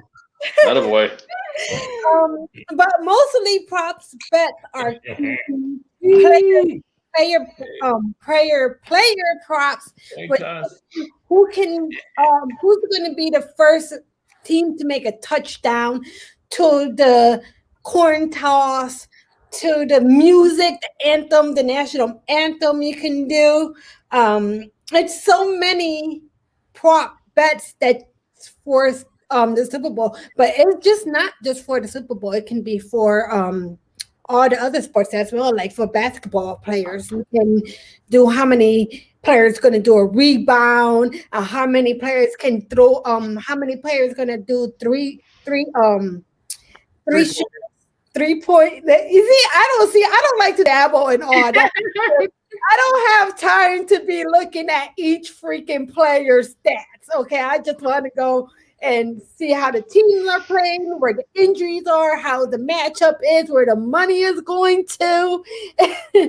So that's mine. I want to be easy and simple. Okay, and that's why I normally don't dabble in totals. I Miss Jo Madden is the total queen. I call her the total queen because she is a beast in that. So I usually go and talk to Miss Jo about my totals. We got some good totals. So Cam, do you want to go ahead and lead us into the prop bets? No, I'm going to let you do that because you have the list of all the prop bets coming into this. I think they're going to be they'll be all over the place, kind of neat. Okay. But since you skipped me, I just want to point out that I do think that the Bucs are going to win by 3 points, just for the simple fact I'm not a Brady fan. I think he's one of the most talented guys in the world, but I dislike him as a human being altogether. I think he's kind of a prima donna, spoiled baby, doesn't shake hands, just kind of walks off the field if he doesn't like what he gets type person. But I think he's mimicked the Patriots game plan. He's got 2 tight ends. He's got replacements for Moss and Edelman. I still think it's gonna be that. But that being said, sorry, I just had to get that out there because I just dislike Brady. I don't know why I'm on Brady's side. I just dislike him. But anyways, the prop bets, Jono, I think you're gonna take care of the prop bets because you got it all in front of you. Yeah, for sure. I just put them up on the screen. So the coin toss, you guys. Heads or tails, it's minus 105 for both. So if you bet $105, you win 100. Who's going heads? Who's going tails? Tails. Mark's tails. Mike? I'm sorry. Heads or tails on the coin toss? On the coin toss, are you taking heads or tails? Heads or tails? He took that drink. He can't hear now. Yeah, he's already at it. Heads or tails for the coin toss? Heads? Heads. Go. We got tails, heads. What do you got, Lady D? I'm gonna go with tails. Joe? Tails. I'm going with heads. Heads on this one. Okay, interesting. What about what color Gatorade, guys? Gatorade color? Yeah, what color Gatorade are they gonna have at the Super Bowl on Sunday? Orange. Orange. Okay. What's the stats on that? Holy moly. So for orange, the odds are plus 125, Mark. So you'd have to risk, or I say yes. 100, you make 125. Red, pink are plus 300. Yellow, green, lime are plus 400, and purple is plus 600. Anyone else have a prediction on this one? I like I purple. say green. I say green. That's neutral color. Green. Lady D, why do you like purple? That's the original color Gatorade. Green. You want green, Mike? I mean, you Yeah. want green? Yeah, he wants green. Okay. So why do you say purple, Lady D? Because it's plus 600. I like big dogs, not big dogs, but I like small favorite dogs, which is like right there. Because mostly the favorite were, I think, orange, right? Yes. Yeah, orange is a favorite. Yeah. And another one. But during the little research we were doing, the last time Tampa Bay won the Super Bowl, they used the Gatorade purple. It's Raiders. We do our research, so I'm gonna stick with Lady D. I'm going purple on this. What about you, Joe? You know what? I think it's going to be clear this year, and I think clear is the same as red and pink. That's that. Tampa Bay won the Super Bowl against the Raiders. Well, Joe has no credibility anymore, but I mean, it's going to be purple or orange. We know those two. Okay. Sorry, guys. Okay. Does it matter which team? No. No, it's just the color of the Gatorade. Okay. Okay, so this is definitely a fun one. The first offensive play, do you guys think it's going to be a rush play at minus 140 or a pass play at plus 110? Ooh, for the first play? Yes. The offense, Then first he gets the ball. offensive play. Yes. I think they're going to go pass. Make a big statement. For Tampa Bay, it'd be a run. For Kansas City, it'd be a pass. Yeah. That's what I was gonna say. Yeah, Mahomes will pass for sure. Mhm. Throw to Hill. Yeah, I'll go run. Mike. Because what Tampa Bay needs to do is establish A the running running game. game or either the appearance of a running game. Yeah. So I'm gonna go run. Agreed, Mike. Yeah. I like Run. that prediction. And Mark, are you What going about- with that one? Run. You're gonna go with a run too? Okay, so we're all on the run. But that being said, so let's before we move on after that coin toss, if the Chiefs do win it, do you think they're gonna defer or do you think they're gonna want to receive and get the first points on the board? Defer. Absolutely. And the odds. Okay, so Lady D, can you explain to people why they don't want to bet the Chiefs to defer? Because that's minus 2,500. Yeah, because you put it up 2,500 to win just 100. Yes. So please, no one out there do that. Well, they want the ball in second, so that's why it's out there like that. It's outlandish, so they'd have to. It'd be great if they were just like, we'll receive. Right. So just It's a good way to lose $2,500 if you got that extra cash. Why not? You never give away the winning toss unless the conditions dictate it. Yeah, exactly. That's smart. I never thought about that factor of it. right. Because then when you look at the Bucks, if they win the coin toss, it's only minus 225 if they decide to defer, and it's plus 160 if they decide to receive. So it's huge differences. So the books are predicting that the Chiefs are going to win that coin toss. Yes. Yeah. So that's a bet I probably wouldn't want to take too much. There's so many prop bets to take, but that's probably one I would stay away from then. Right. The juice isn't worth the squeeze on that one. Not one bit. So then we get into national anthem. Okay. What do you guys think of Over. this? So the It national all anthem. depends on how long they hold the notes. It's over. It's over. Right. And we know Jasmine Sullivan can hold that note. So I love me some Jasmine Sullivan. So Okay. So Lady D's over. I'm over. I think they're going over. Over 2 minutes. Over. Mike. Under 2 minutes. Under. Mark. Under 2 minutes. Mike's in the under. Like I say, it all depends on how excited the singer gets. He might get excited and start holding the notes. So you never know. I'm going over because it's gonna be a duet, and so it's gonna go over. Yeah. And that's what I'm kind of leaning on because I know I've heard her sing the national anthem at a hockey game and she went under by quite a bit. But you get these country singers in there and then you pair them with someone else. I really think they're going to go over, but I don't know. There's been a lot of country singers that have gone under. I think only one has gone over, but they always like to but Mike's been going against the grain all night, so I think he might have a chance. Like if he wins, I'll be pissed because he's been going against the grain here. He might know it all. And that's the thing. If you go against the public, you normally win, you guys. So yeah, Mike's and we're the public. Could have a good chance. But this one's even though, so either or, you're going to get the same amount of money unless you lose. Yeah, exactly. Absolutely. Now this is another fun one. First scoring play. For a touchdown, it's minus 240. A field goal, it's plus 170. And then any other score is plus 3,300. So I guess that would be a safety in there. What do you guys think? Yeah, maybe a return or something. Oh, a pick six? I would say no. That I just think on the kickoff. What are the odds on a kickoff of a running of them bringing it back?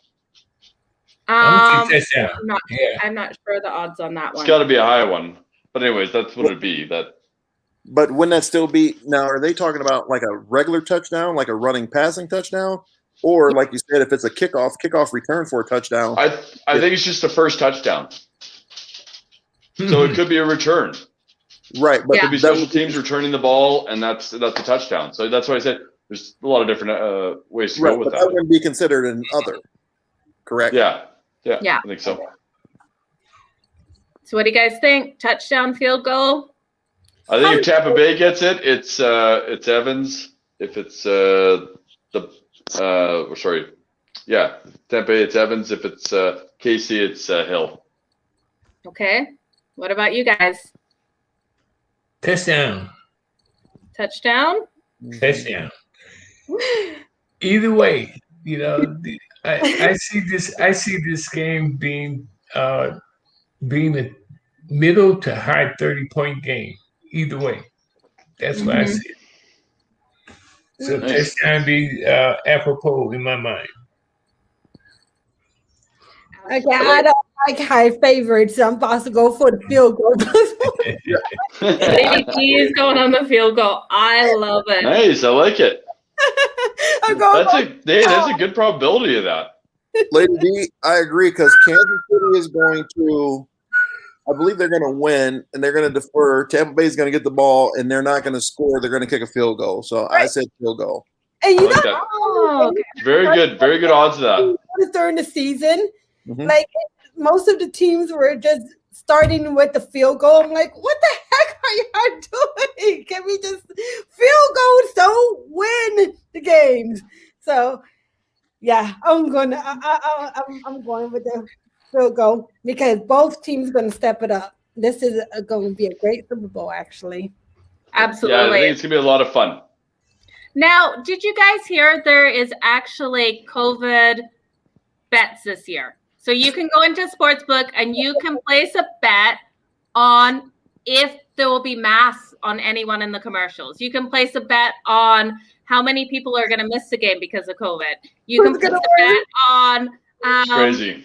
will they Whatever you call want. it COVID or the pandemic? How What about the Puppy Bowl? Does the Puppy Bowl going to have masks? Right? Like those Budweiser commercials, what's going to happen? Are the Clydesdales going to have masks? I don't know, you guys. I have zero professional advice when it comes to that. I have no idea. No clue. And then, Wow. yeah. I gotta say goodbye. Okay, Gotta go. Mike. It was an absolute pleasure having you on tonight. Thank you very much. All right, Mark. All right, sir. Good seeing you. We'll talk soon, Mike. Thank you so much. Thank you for coming. You ladies and gentlemen, take it easy, and hopefully we can do it again. in Oh the yeah, it near was a future. pleasure to meet you. Yes, it was such Yeah. a pleasure. Honor. Absolutely. Thank you, Mike. He just closes it to shut it down. Yeah, just like yeah. I was like, goodbye. No. Oh wait, guys, I'm leaving. Click. I absolutely love it. What an honor to have you, Mark, and Mike on Oh, as well. So Yeah, thanks, Mark. yeah, so just quickly. Okay, so there's even odds on how many times they're going to mention Belichick. There's odds on everything on this Super Bowl this year. Well, when Tom Brady's playing, he's stolen pretty much his whole thing because Brady's coaching that team. I don't Yeah, care he's what you taking his say. time. Brady's got 2 tight ends. He's got guys coming for other guys. I think they mentioned Belichick at least 10 times. 10 times. 10 times. Oh yeah, 10 times. That might Crazy. be that might be in the first half. Yeah, there you go. That might be in the first half. Yeah, And Absolutely. and the reason why is because once one announcer says it, the other announcer repeats it. yeah. And they'll say the same thing. So, yeah, Yeah, just go through the line. it's going to be more than 10 times that they're going to mention There you Belichick. go. Okay, I've got an interesting one. I don't know if it's a prop bet, but do you think either of the announcers are going to screw up and call him a Patriots? Oh, my God. Oh, that'd be a good bet. I don't think they will, but it would be nice to throw like $1 or $2 on that because it'd be high odds. Yeah. It'd be a good one. Well, I don't know because how many times did they call my Chargers the San Diego Chargers, and same with the Oakland Raiders this year, right? There's still mess ups. You get it in your head. I know, but it's Super Bowl. I don't know. That'd be tough. They It'd be a better good be one, on though. their A game. Sounds nice. It's a good question. Yeah, they better be on their A game. That's all I know. Yeah, they have to. Otherwise, they won't be working next year. Yeah. You can't screw up during Super Bowl. And No. here's a question. Are the officials going to let them play like they did in the AFC and NFC championship game? Because they barely threw any flags. during those games. And here's a thought as well. What is your thoughts with having a female being in a referee, being in the officiating side of everything? Because now I think the defensive coordinator who was with the Arizona Cardinals, Jen Walters, she's an amazing woman. I follow her. She is cool. I love her. Her whole personality is awesome, and I love watching her videos. But do you think that she paved the way to have more females going into the NFL as being officiating coaches and more things, and more into like football? Yeah, you know what? It's one of those things where, as a male, you think about like how the sport has changed and stuff like that. And like the one thing that someone has said to me, well, how can you have a woman tell you how to play football when she's never really played football? And I said, do you know how many coaches coach football who've never played football? I said, so your theory really doesn't correlate to what you're saying, because there are a lot of coaches who've never played football that coach. If you have general information, general knowledge, and you know how to relay that and get things done, it doesn't matter if you're a man or a woman. Okay. In my mind. Okay. The only thing that I find it kind of hard is when you're in an all male testosterone area to have a female in that, because, when we're walking around after a game naked in a locker room and your coach is there, you're okay with a male coach being there, but, you have different, it changes how you're like that if you see in my packages. Yeah.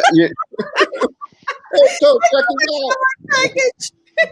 Like, have you guys ever seen Wildcats with Goldie Hawn from back in the day where she was a female? Yeah. Football. She's a coach. Yeah. Love that movie. But she knows what she's talking about. And see, and that's the thing. Like I was telling you that I do this, my bingo and trivia. Well, I do my trivia, and this is what's so amazing.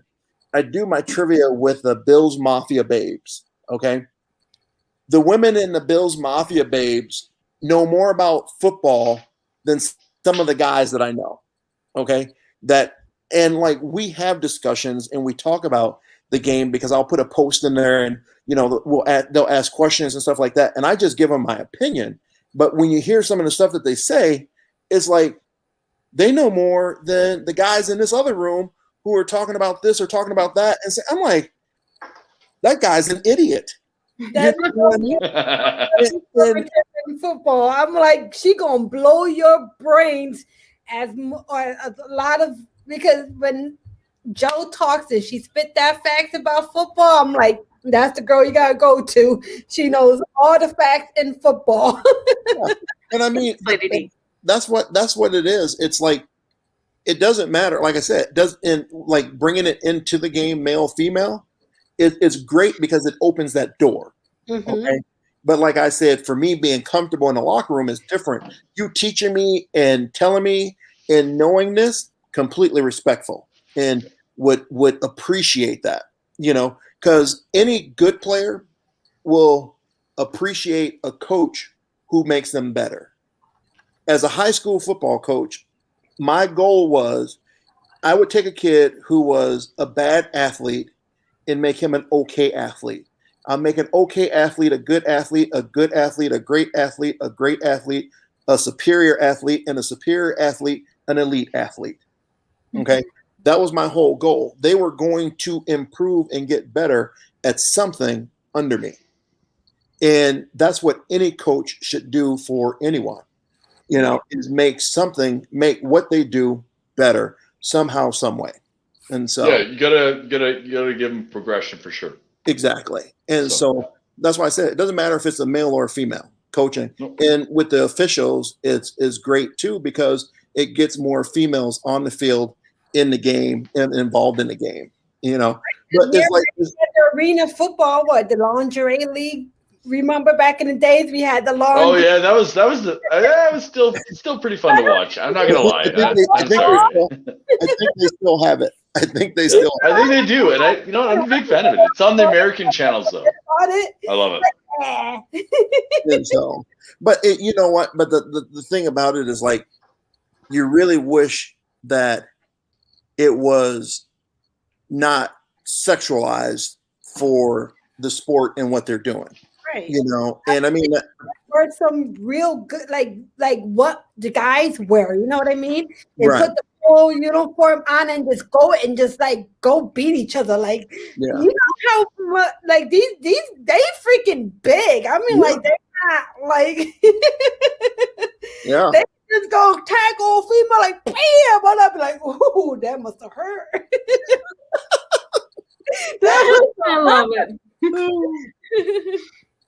But yeah, I do believe it is. The door is opening, and it would be nice to, and just in all aspects, see more diversity in everything. Just like he was talking about, Eric Bieniemy, you know, not getting an opportunity or hadn't gotten an opportunity when he's deserving of an opportunity. There are some new coaches who came in that don't have nowhere near the playing experience or coaching experience, you know, that he's had in the NFL, and they get an opportunity and he doesn't. Yeah. It just shows. Yeah, I think it should be based on experience there for sure. Yeah. That's not 100% fair there. Yeah. Yeah, that's not 100% fair. So, but like Saleh, who's going, where did he go? He went from San Francisco to the Jets.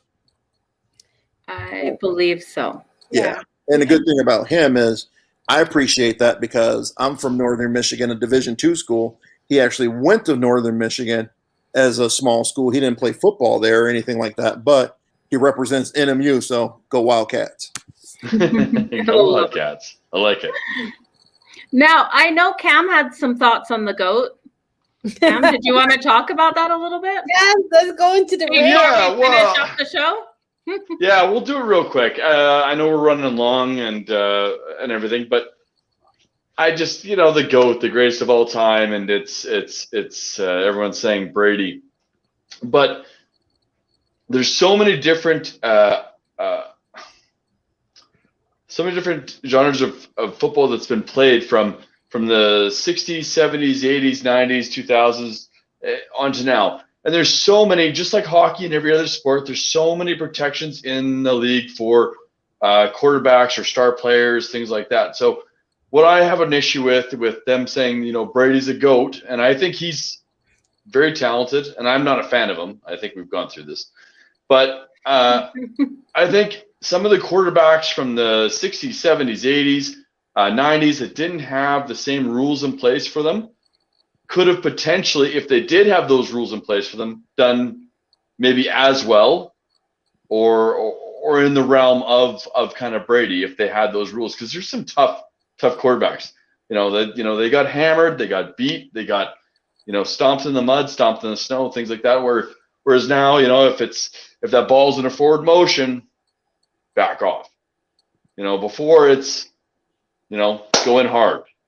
And these guys got up and played again. So I just wonder, it's no different than hockey or any other sport. The rules change, can we say that Brady's the GOAT when there's so many good quarterbacks throughout our past in the NFL that could have easily done that as well if they had the same rules in place and the same equipment, and goes back to helmets and things like that and everything else, the same kind of as they have now. So.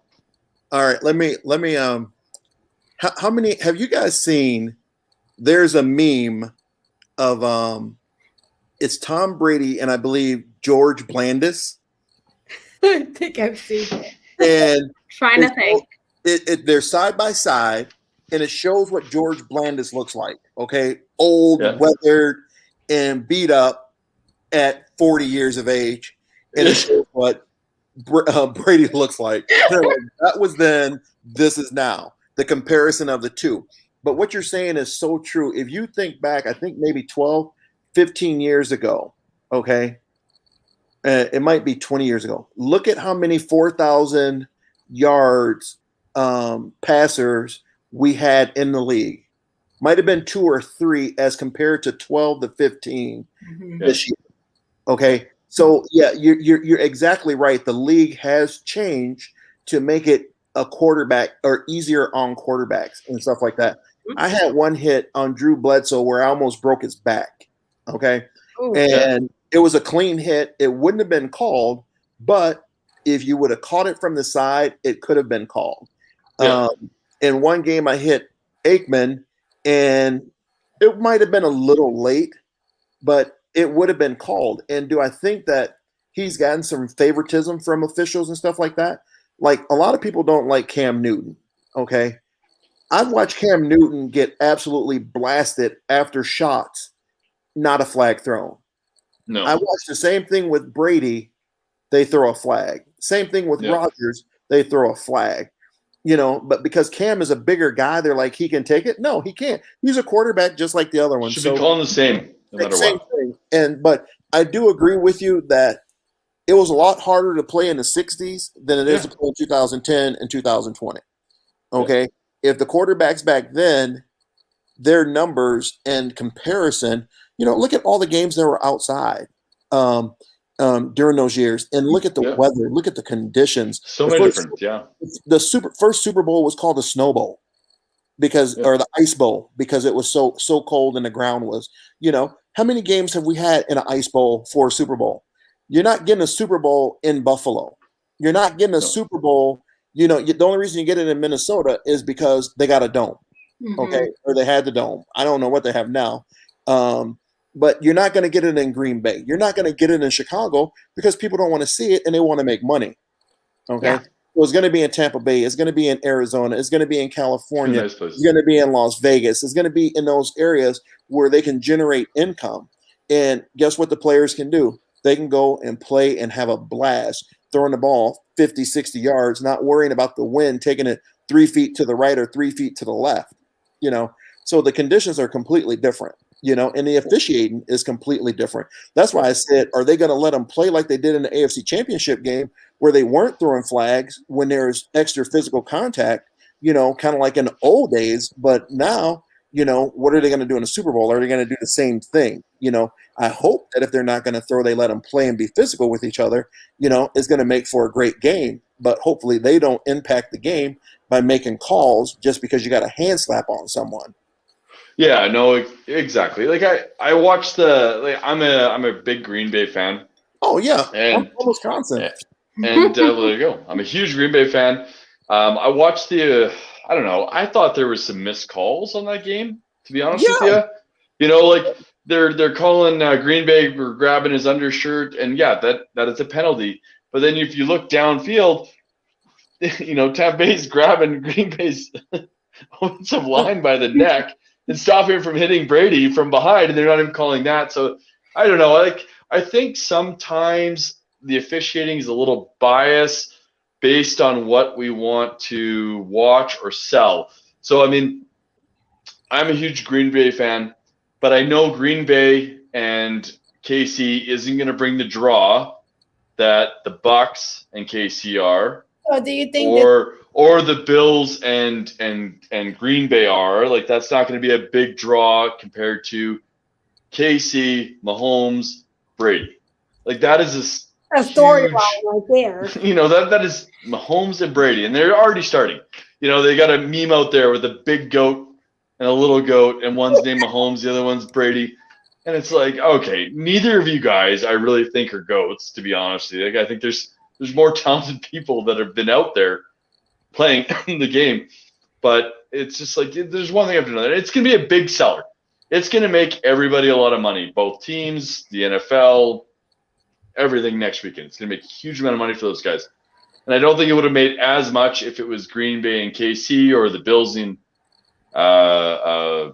Bucks or Green Bay and Bills. Like, it wouldn't have been as profitable as the way this. It's just almost too perfect, to be honest with you. Just a little too much.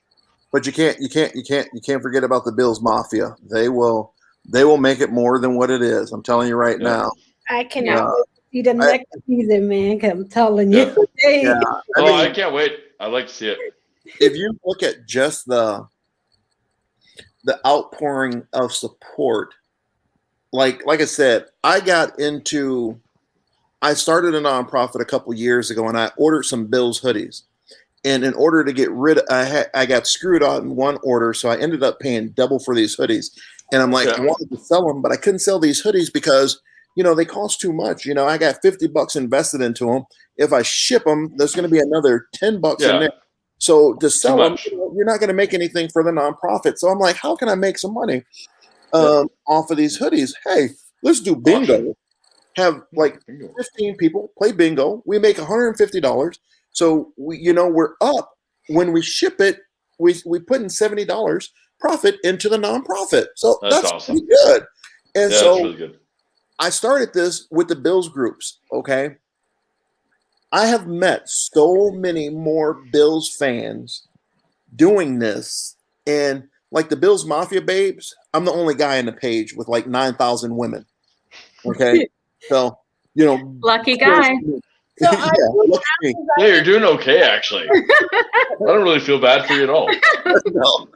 So, your odds are pretty good. You know what? I've met so many people that I now call friends, where we communicate with each other. We talk to each other, see how things are going, talk about family, talk about things in life.